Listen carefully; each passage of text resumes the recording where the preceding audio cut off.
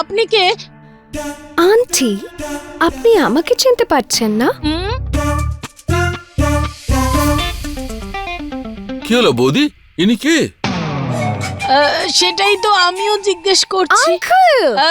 আরে আরে, ভেতরে কোথায় যাচ্ছো? ভেতরে কোথায় যাচ্ছো? Uncle, how are you? প্রণাম। ঈশান! ও মাই গড, ঈশান, তোমাকে আমি কত বছর বাদে দেখলাম।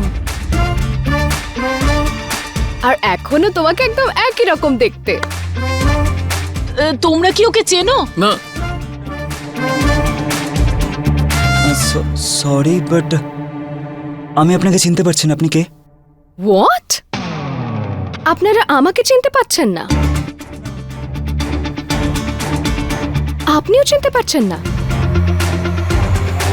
আরে আমি শীতল, আয়ুষ্মানের ছোটবেলার বন্ধু। খুবই ভাগ্যবান আমি যে আমার জীবনে গয়না এসেছে। আর তোমাকে ধন্যবাদ যে তুমি এত খারাপ মা হয়েছো আর আমার সঙ্গে এত খারাপ ব্যবহার করেছো।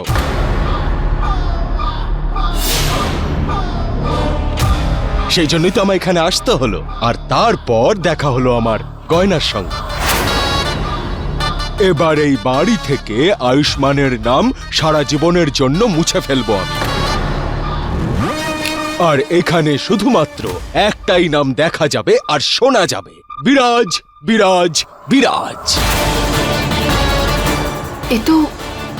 এ তো বিরাজের গলা। আর এই বাড়ির বাইরের লেটার বক্সে লেখা থাকবে বিরাজ ভবন। কি বুঝলে? আসলে ব্যাপারটা হচ্ছে তোমার বাড়ির লোক বোকার দল। আমি নই, একবার ফেঁসে গেছি, দ্বিতীয়বার ফাঁসবো না। সেই জন্য বলছি যে চুপচাপ এইভাবেই এখানে পড়ে থাকো। আর যদি বেশি এরকম ইশারা করার চেষ্টাও করো না, তাহলে পরের বার এমন ইঞ্জেকশন দেব তোমাকে, সোজা ভগবানের কাছে গিয়ে চোখ খুলবে তোমার। কি বুঝলে?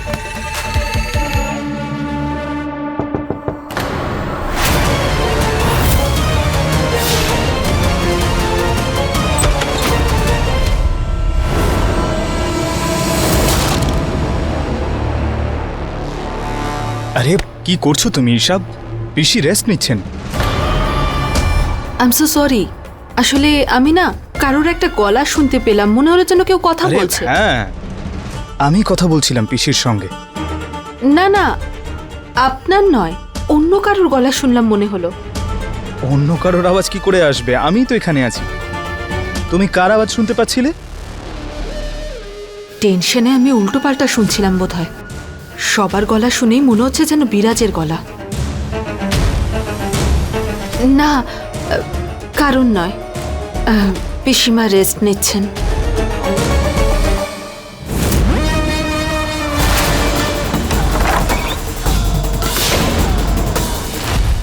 আরে আমি এই বাড়িতে আসতাম ছোটবেলায়। স্কুল ছুটির পরে আমরা তো এখানে এসে খেলা করতাম আলাদা আলাদা খেলনা নিয়ে। এটাই ভালো যে আমার রূপ বদলানোর পরে কেউ আমাকে চিনতে পারছে না। ব্যাস, এবার শুধু ওই বহুরূপীটাকেও আমার এই জালে ফাঁসাতে হবে, যাতে ওর সত্যিটা আমি সবার সামনে নিয়ে আসতে পারি।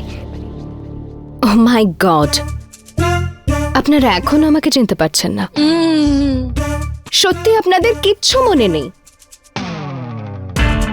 ওহ মাই গড, আপনারা না একটা কাজ করুন, আপনারা আয়ুষকে ডাকুন। এবার ওই আমাকে চিনতে পারবে। আমি ডাকছি ওকে। আরে আপনি আয়ুষ! আরে আয়ুষ! আস্তে আস্তে আস্তে আস্তে। আয়ুষ্মান! আরে কি করছেন? আয়ুষ্মান! এখানে কি দাদা। হচ্ছে এসব?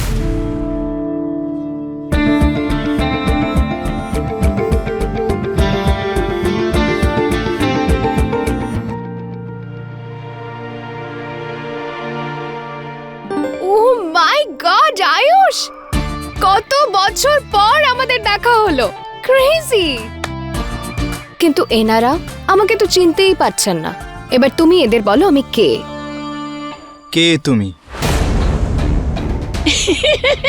আয়ুষ্মান ওকে চিনতে পারছে না, দেখো কি বলে। হোয়াট? হোয়াট? সিরিয়াসলি? তুমি আমাকে চিনতে পারছো না? আরে আমি শীতল। তো তোমার ছোটবেলার বন্ধু শীতল। ও মাই গড, শীতল! আরে হোয়াট আ বিগ সারপ্রাইজ!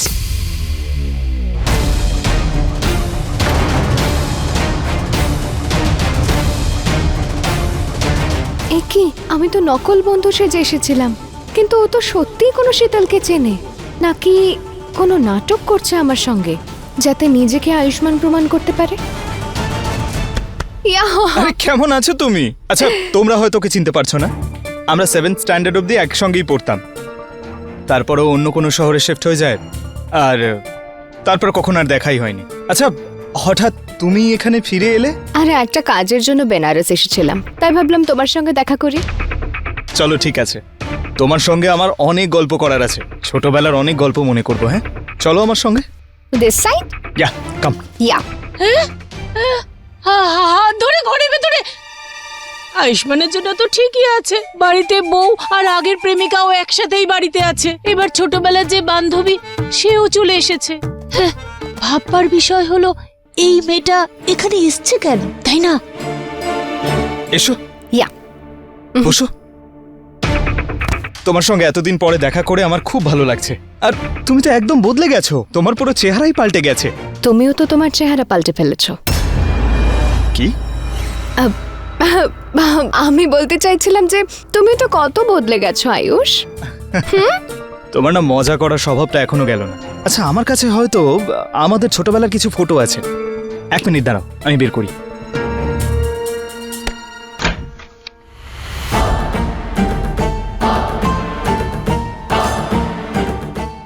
আজ আমার কাছে সম্পূর্ণ সুযোগ আছে এই বহুরূপীর মুখোশ খোলার, আর সেটা আমি করেই ছাড়বো।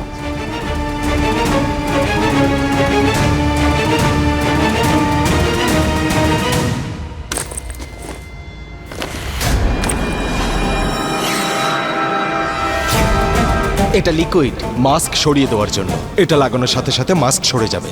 আপনাকে অসংখ্য ধন্যবাদ।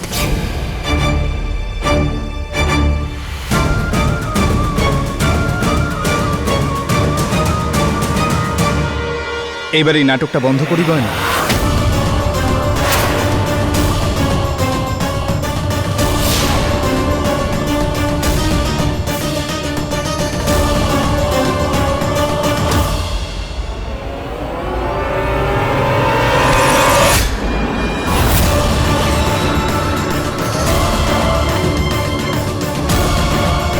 এই মাস্ক সরানো লিকুইডটা তুমি আমার মাস্ক খোলার জন্য নিয়ে এসছো, আর নিজে আমার সামনে মুখোশ পরে চলে এসছো গয়না। কি বাচ্চাদের মতো কাজ করছো।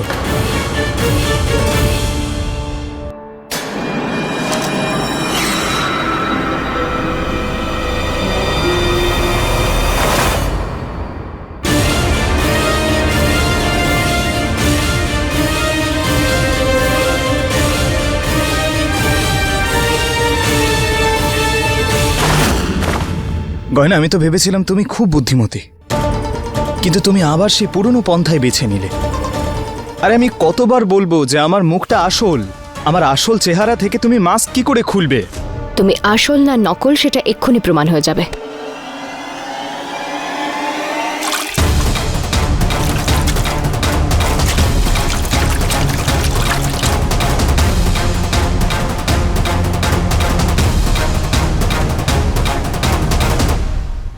সরাও নিজের হাত। আমি বুঝতে পেরে গেছি যে তুমি আমার ডাক্তারবাবুর মুখোশ পরে আছো।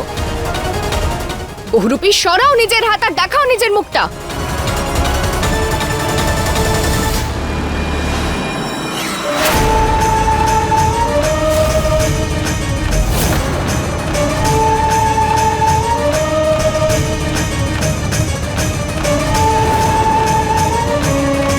আমি বলেছিলাম না তোমাকে যে এটা আমার আসল চেহারা? কিন্তু তবুও তুমি আমার কথা বিশ্বাস না করে আরো একটা পরীক্ষা নিয়েছো আমার। কিন্তু এখন তো আমি তোমার উপর রাগ করে করেও হাঁপিয়ে গেছি, আর তো রাগও করতে পারছি না আমি। বরং আমার দয়া হচ্ছে যে সব সত্যি, সব প্রমাণ তোমার চোখের সামনে রয়েছে, তবুও তুমি আমার কথা বিশ্বাস করছো না, এখনো আমার উপর সন্দেহ করে যাচ্ছ। ওই লোকটা তো বলেছিল এই লিকুইডটা মুখে লাগাতেই মুখোশ উঠে যাবে, কিন্তু ওর মুখটা তো একই আছে। তার মানে হলো আমি আবারও ভুল সন্দেহ করেছি ওর উপর। আসলে আমি ব্যাস অনেক হয়েছে গয়না। এখন সরি বলবে, আবার নতুন করে পরীক্ষা নিতে শুরু করবে। আমার তো মনে হয় আমার সব সময় তৈরি থাকা উচিত তোমাকে প্রমাণ করার জন্য যে আমি তোমার ডাক্তারবাবু, কারণ বিয়ে পর্যন্ত এই জিনিসটা চলতেই থাকবে। ঠিক আছে, তাহলে আমিও তৈরি। এবার দেখা যাক তোমার সন্দেহ জয়ী হয় নাকি আমার বিশ্বাস।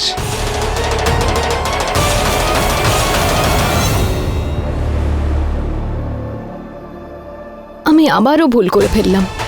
আমি রূপ বদলে নিলাম, কিন্তু তাও উনি আমাকে চিনে নিলেন যে আমি ওনার গয়না। আর এই অনুভূতি শুধু ডাক্তারবাবুই করতে পারেন। আর এবার আমি নিশ্চিত হয়ে গেলাম যে উনি কোনো মুখোশ পরে নেই। আমি জানতাম গয়না, তুমি আমার সঙ্গে ওই খেলাটা খেলে আমার উপর ওই লিকুইডটা ফেলবেই। কিন্তু আমিও খুব চালাক। এই পরীক্ষা থেকে কি করে বাঁচতে হয় সেটা আমি খুব ভালো করেই জানি। এটা লিকুইড মাস্ক সরিয়ে দেওয়ার জন্য। এটা লাগানোর সাথে সাথে মাস্ক সরে যাবে।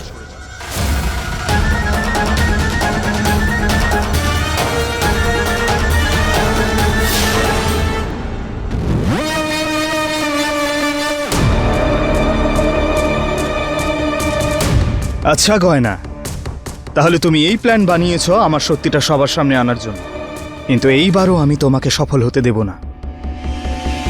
তুমি মাস্ক রিমুভার লিকুইড আনিয়েছো, তার মানেটা হলো যে তুমি এই বিষয়টা বুঝতে পেরে গেছো যে আমি মাস্ক পরে রয়েছি, কিন্তু এই লিকুইডটা আমি কোনো মতেই আমার ফেসে লাগাতে দেব না তোমায়।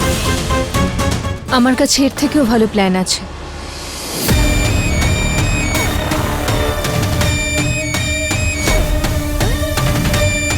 কিরকম প্ল্যান? আমি আগেই গয়নাকে ওই লোকটার সঙ্গে ফোনে কথা বলতে শুনে নিয়েছিলাম, আর আমি জানি সে কি করতে চলেছে।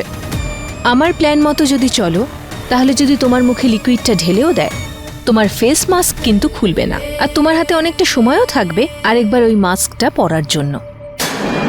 এই ক্রিমটা নাও,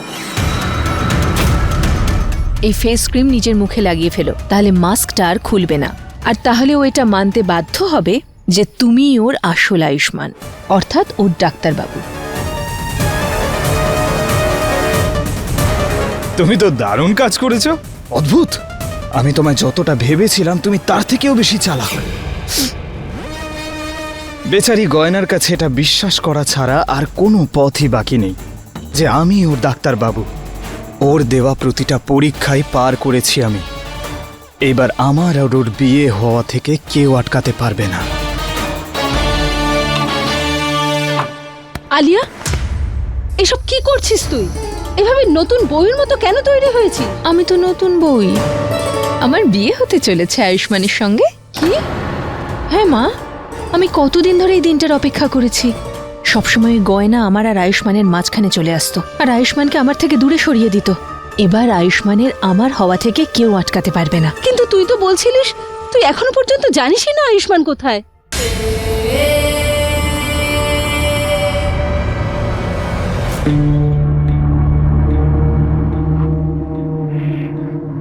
আলিয়া, তুই আমাকে কোথায় নিয়ে যাচ্ছিস?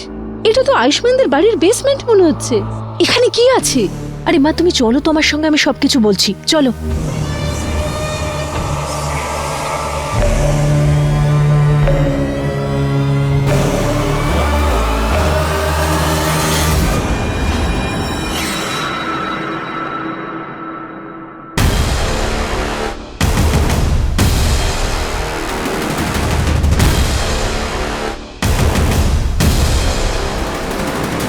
আপনি যেরকম বলেছিলেন ম্যাডাম, আমরা সেই সব প্রস্তুতি নিয়ে নিয়েছি, আর ঠাকুরমশাইকেও ডাকা হয়েছে। এসব কি হচ্ছে আলিয়া?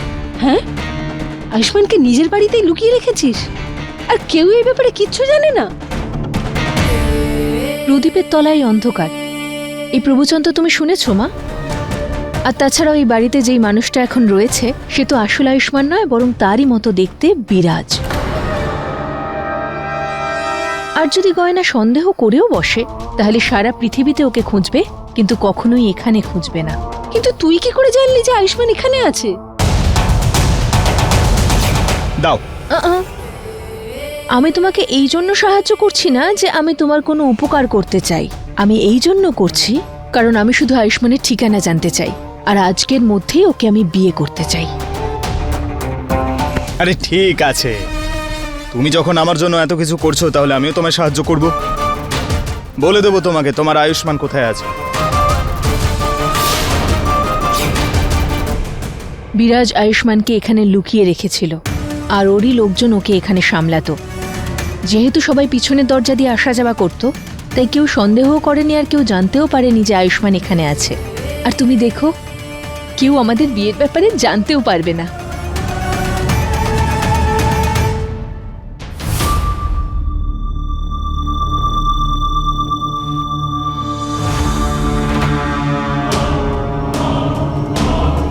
আলিয়া, আলিয়া তুমি?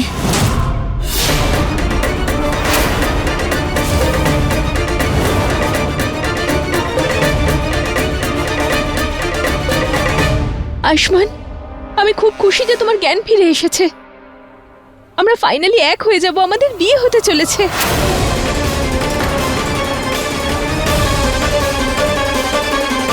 কি আজে বাজে বলছো তুমি? আর আমি তোমার সঙ্গে বিয়ে কেন করব? আরে তোমার তো আমাকে হেল্প করা উচিত ছিল। তোমার কোনো আইডিয়া আছে আমার বাড়িতে আমার মুখোশ পরে একজন রয়েছে? আরে আমাকে এখান থেকে মুক্ত করো, যাতে আমি আমার গয়না আর আমার পরিবারকে বাঁচাতে পারি। আমরা সব কিছু জানি ওই বহুরূপীর ব্যাপারে, আর আমরা এটাও জানি যে ও নকল আয়ুষ্মান আর তুমি আসল আয়ুষ্মান।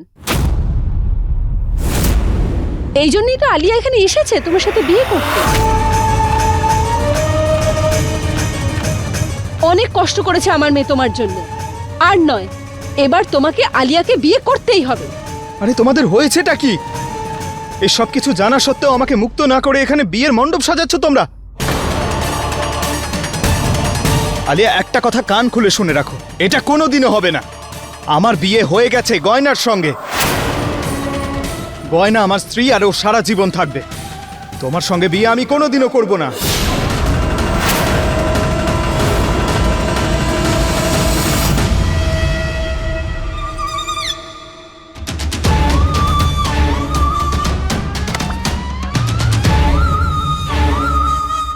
আয়ুষ্মান আমাকে বিয়ে করতে অস্বীকার করছে, এবার তুমি ওকে রাজি করাও।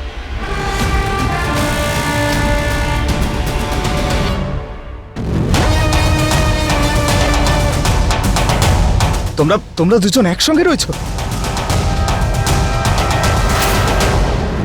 আরে হ্যাঁ আয়ুষ্মান বাবু, আসলে এই আলিয়া যদি না থাকতো তাহলে তোমার বাড়িতে তোমার জায়গাটা আমি কোনোদিনই নিতে পারতাম। এখন দেখো না, এই আলিয়া আমাকে এত সাহায্য করেছে, তাই আমারও তো ওকে একটু সাহায্য করা উচিত, তাই না? ভাবলাম একটু ওকে সাহায্য করেই দিই। তাহলে কেন এত জেদ করছো? বিয়ে করে নাও, সমস্যাটা কোথায়? আরে সমস্যা হলো এই আলিয়া নিজেই এভাবে বিশ্বাসঘাতকতা করেছে আমার সঙ্গে। আমাকে পেছন থেকে আঘাত করেছে ও, গয়নার থেকে দূরে করেছে ও। গয়না একদম ঠিক বলতো সব সময়, তুমি ভালো মানুষ নও আর কোনো দিন শুধরবে না তুমি। আর তুমি কিরকম মা? তুমি জানো তোমার মেয়ে এরকম বড় একটা পাপ করছে, ওকে বাধা না দিয়ে তুমি ওর সঙ্গ দিচ্ছ। আমার মেয়ের জন্য যেটা ঠিক আমি সেটাই করছি। আমার মেয়েকে আমি অনেক কষ্ট পেতে দেখেছি, কিন্তু আর না, এবার ওর সুখে থাকার দিন এসেছে, বুঝেছো তুমি? প্লিজ আয়ুষ্মান, তুমি আমার উপর রাগ করো না। আমি যা কিছু করেছি আমাদের ভালোবাসার জন্য করেছি, আর তাছাড়াও প্রথম থেকে বিয়েটা তো আমাদের দুজনেরই হতো। আমি সবসময় তোমাকে নিজের করতে চেয়েছিলাম।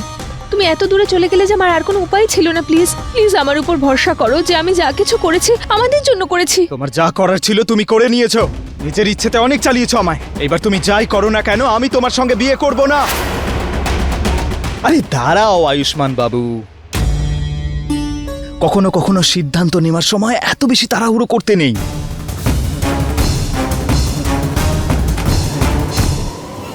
এই দেখো,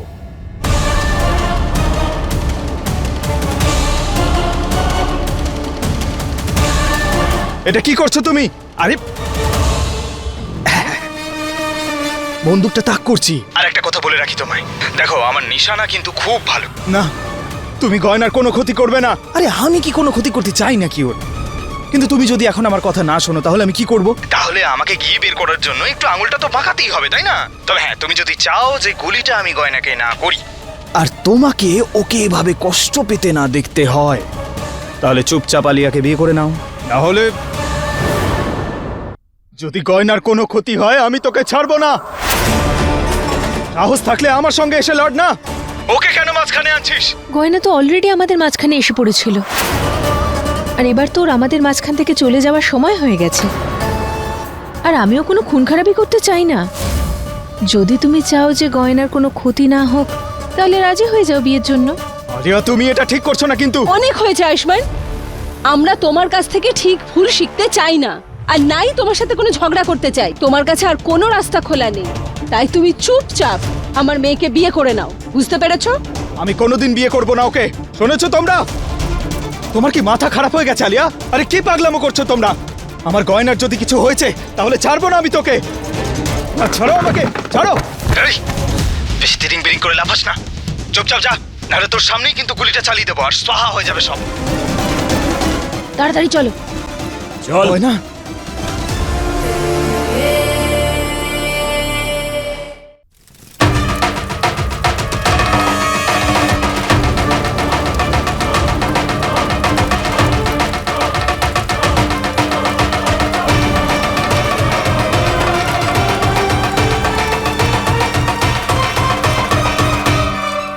ধর।